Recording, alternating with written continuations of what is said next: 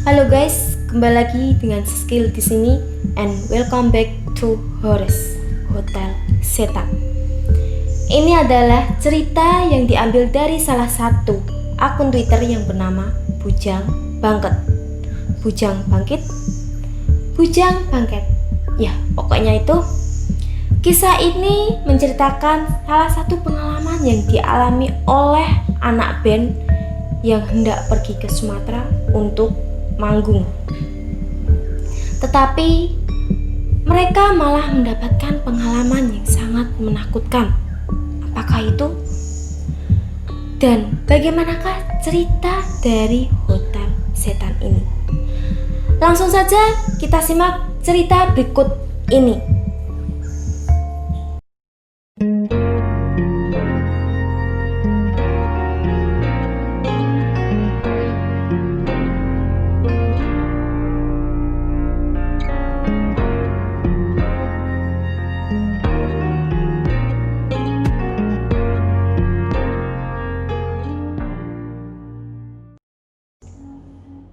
Cerita ini terjadi sekitar tahun 2014. Ada anak band yang terdiri dari 5 orang anggota. Sebut saja namanya Adi, Dika, Polem, Rido, dan seorang personil cewek bernama Nita. Mereka mendapatkan tawaran manggung di salah satu kota di Sumatera. Sebut saja kota A. Karena mereka band baru, jadi mereka terima saja tawaran manggung dimanapun itu. Karena namanya juga kesempatan, jadi tidak boleh disia-siakan. Mereka pergi menggunakan mobil Via Merah. Karena honor yang diterima tidak besar, tetapi mereka terima saja. Ketika manggung di kota A, semuanya baik-baik saja. Rencananya setelah manggung di kota A, mereka akan jalan-jalan ke kota B. Udah di Sumatera, sekalian aja ke sana kita liburan, kata Polem. Yang lain setuju saja, padahal semuanya lagi susah pemasukannya. Akhirnya mereka jalan-jalan ke kota B. Karena pakai mobil, jadi bisa lebih hemat. Mereka keliling kota, ke pantai, dan wisata kuliner dengan uang hasil manggung yang seadanya. Selesai jalan-jalan, baru deh mereka cari penginapan. Kata Adi, itu sekitar jam 5 sore. Mereka sudah pada capek, pengen istirahat.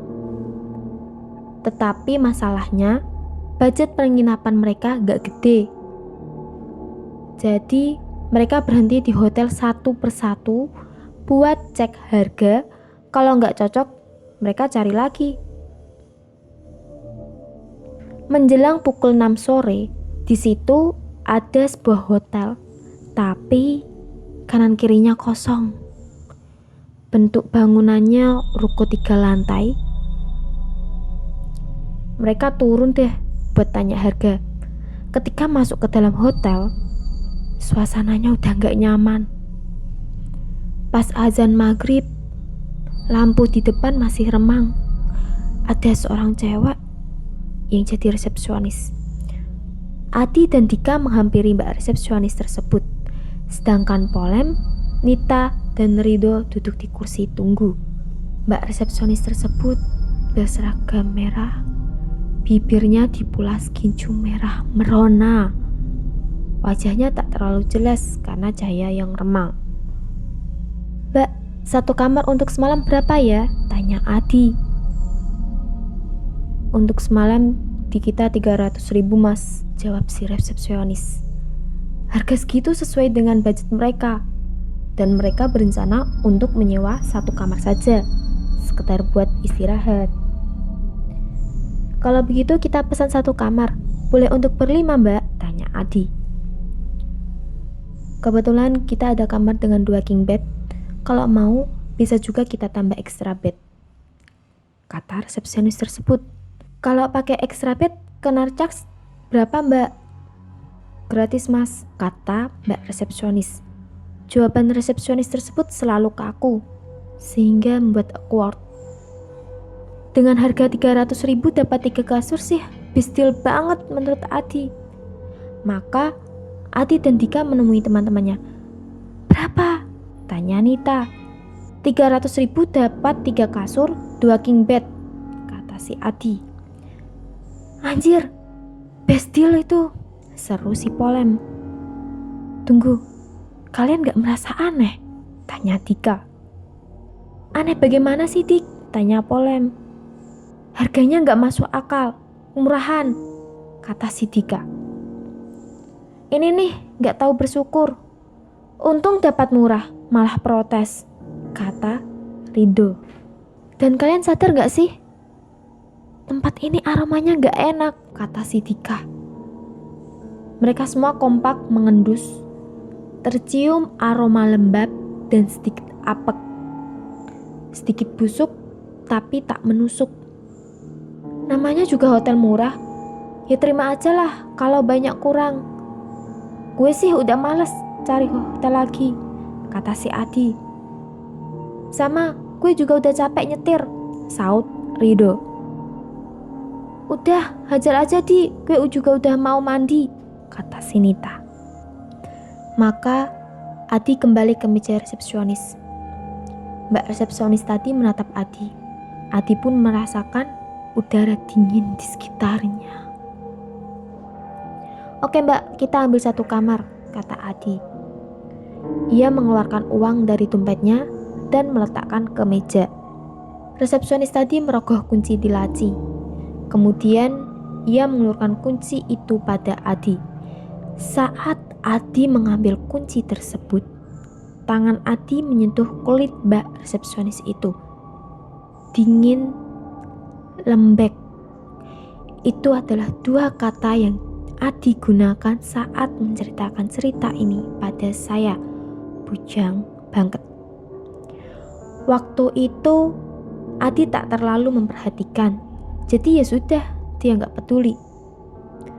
Mas, tanda tangan di sini dulu, kata Mbak resepsionis ketika Adi mau meninggalkan meja.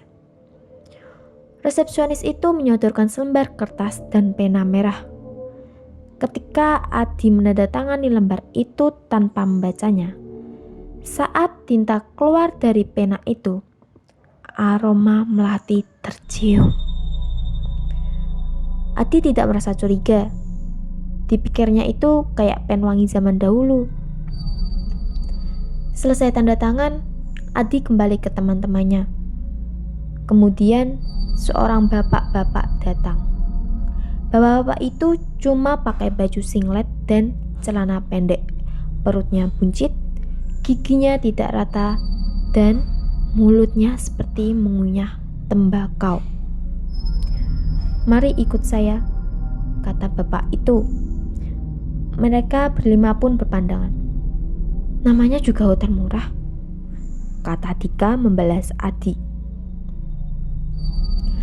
Sebuah pengalaman yang aneh. Mereka dibimbing ke lantai 2. Ketika naik ke lantai atas, ada lagi hal yang aneh. Di ujung tangga ada pintu teralis. Jadi, untuk mereka harus melewati pintu itu. Bapak tadi membuka gembok. Mereka saling bertatapan. Masalahnya, kenapa pintu itu digembok? Digembok soalnya hotel lagi kosong mas mbak, kata bapak tadi. Seakan-akan bapak itu bisa membaca pikiran mereka. Tetapi mereka nggak komen. Mereka sudah terlalu lelah, jadi ingin segera sampai di kamar lalu istirahat. Ketika mereka masuk ke kamar, benar saja ada 2 king bed dan bapak tersebut mempersilahkan mereka untuk masuk. Mereka berlima pun masuk ke kamar. Kamar itu cukup luas, ada toilet di pojok, dan ada AC di atas jendela. Ketika mereka masuk, kamar tersebut remang-remang. Hanya cahaya tipis dari luar. Bapak tersebut keluar sambil menyalakan lampu. Anehnya, lampu di kamar itu masih lampu bohlam yang warnanya kuning cahayanya redup. "Anjir, ini hotel kayaknya udah dari zaman penjajahan deh," kata si Polem sambil merebahkan badan. "Gue sih jujur ngerasa hotel ini gak beres," kata Dika. Ridho berjalan ke toilet, tetapi ada palang di depan pintu toilet itu. Ia memutar gagang pintu toilet tersebut berharap agar bisa terbuka, tetapi tetap saja tidak bisa dibuka. "Aneh banget, kamar mandinya dipalang gini,"